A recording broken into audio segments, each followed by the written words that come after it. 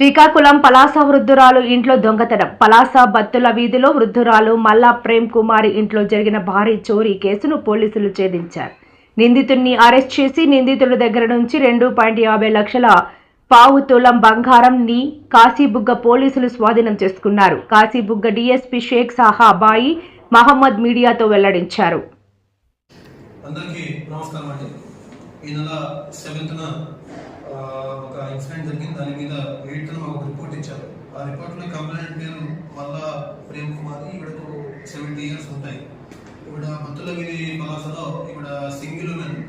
ఈవిడ pension amount వస్తుంటుంది. దాంతోపాటు ఈవిడ క్యాషియో ఫ్యాక్టరీస్ లేబర్ వర్క్ చేస్తుంటుంది. సో ఈవిడ దగ్గర అరౌండ్ 2.5 lakhs అండ్ కొంచెం గోల్డ్ కూడా ఈవిడ దగ్గర ఉంది. సో ఈ విషయము, ఈ గోల్డ్ వీళ్ళ దగ్గర క్యాష్ ఉన్న విషయం వీళ్ళ ఇంటి పక్కనే ఉంటున్న ఒక 2 జువెనైల్స్ అండ్ ఆల్సో గణేష్ అన్న ఒక వ్యక్తికి, ముగ్గురికి కూడా నాలెడ్జ్ ఉంది. సో దీంట్లో ఏంటంటే, దీంట్లో ఒక జువెనైల్ లేడీ ఉంటుంది. వాళ్ళ అక్క ఎంగేజ్మెంట్ ఒక 15 days బ్యాక్ అయింది.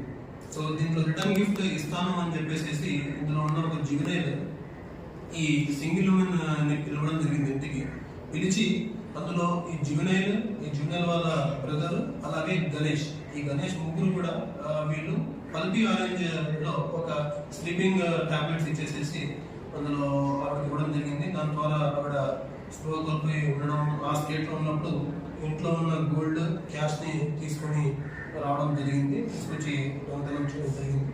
వీళ్ళందరినీ కూడా ట్రేస్ చేయడం జరిగింది. వీళ్ళని అరెస్ట్ చేయడం జరిగింది. Thank you.